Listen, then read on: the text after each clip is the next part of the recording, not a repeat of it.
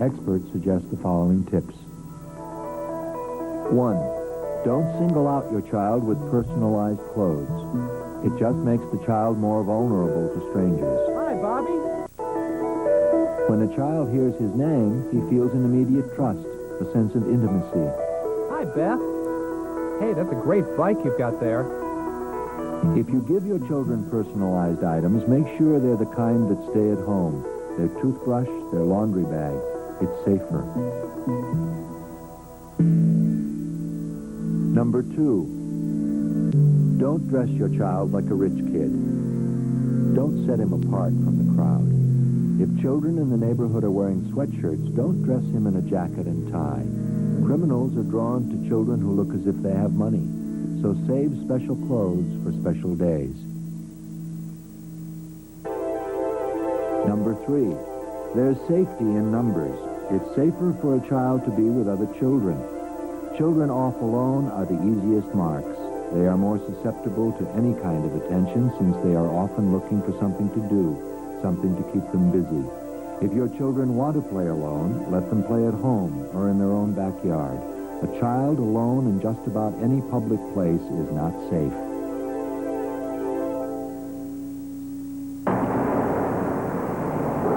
Number 4. There is no correct age to let a child out alone, but preschoolers 6 and under are too young in anybody's book. Before your child is ready to go out alone, he or she should have learned the safe places along any route.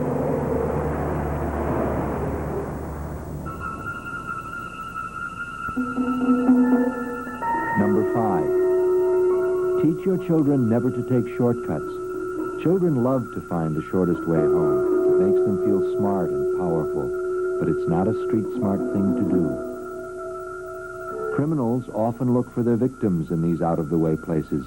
Children should stick to main streets. Number 6. Children should be told to trust their instincts. If something makes them feel uncomfortable or funny inside, they should be told not to ignore it, but to act on it. Tell children that even if they aren't 100% sure, if they feel scared or suspicious, it's always smart to make a move. For example, if a car is getting too close, if they think they're being followed, they should turn immediately and run in the opposite direction.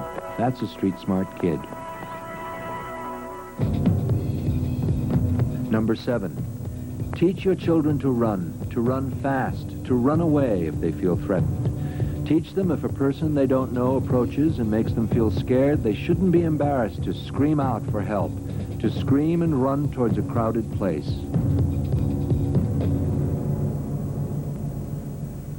One of the ways to make it harder for the criminal to get through to your child is to use something called a code word.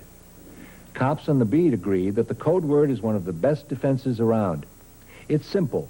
You and your child agree on a special word. It can be any word.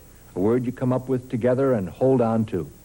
The important part is that it's a little secret between you and your child.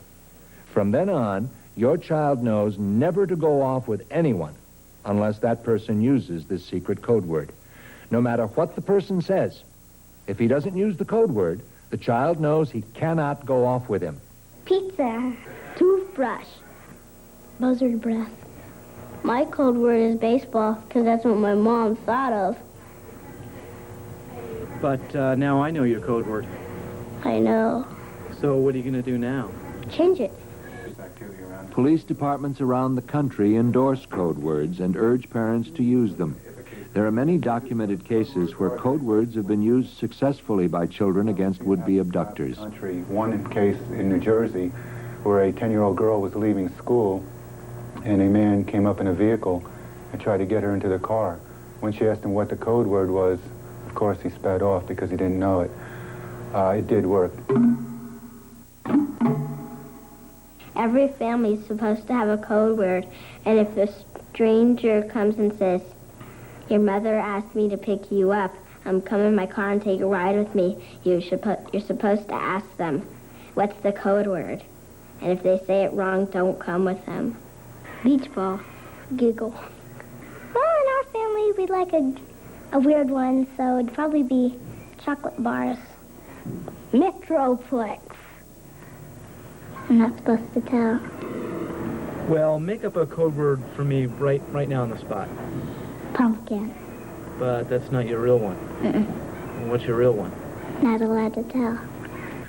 In arming our children with street smarts, we've explained to them what a stranger is, and we've created a secret code word with them. But you might be wondering if we're not scaring children to death by telling them that the world is a dangerous place, a place in which strangers are evil and secret code words are needed for protection. Are we actually doing more harm than good? Most experts say no, absolutely not. That what really terrifies a child is ignorance, not knowledge. Giving a child information is giving him power. We spoke to one man who now believes that the more our children know what to do when they face a dangerous situation, the better their chances. His name is John Walsh, and his son was Adam. In 1981, 6-year-old Adam Walsh disappeared from this South Florida shopping mall without a clue, without a trace. We don't know the direction that he headed in. He's a very bright child, but very shy and rather introverted. He's of a slim build, and we just appreciate anything that anyone could give us any information on him.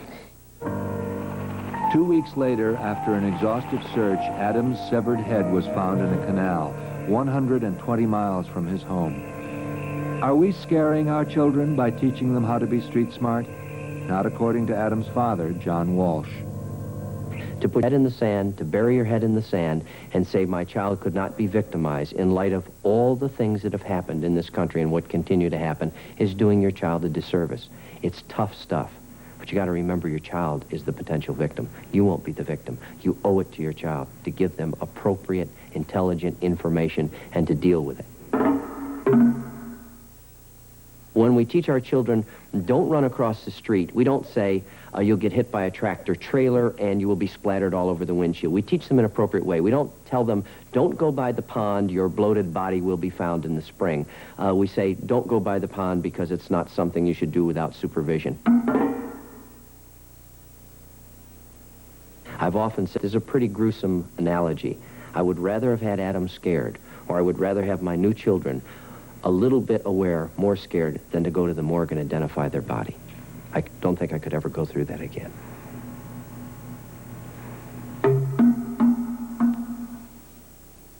Eeps, ups, oops, cross the wheelie, curve, flops. To make our children street smart, we have to give them honest information about the world they live in, truthful information. But do we also need to give them power, real power, physical power?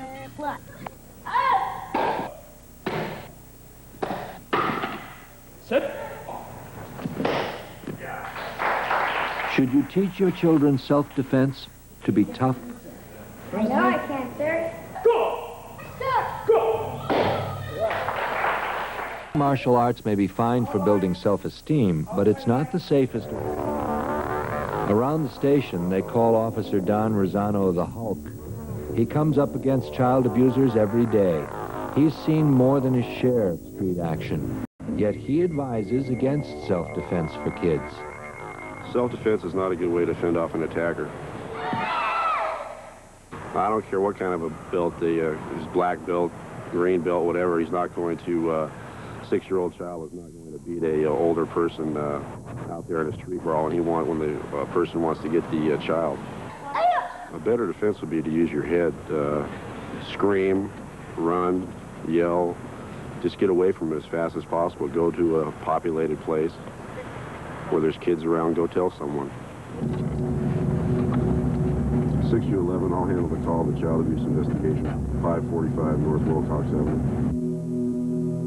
So most experts say fighting back is a losing battle for children. Instead, it's better to make sure your child knows certain street smart basics.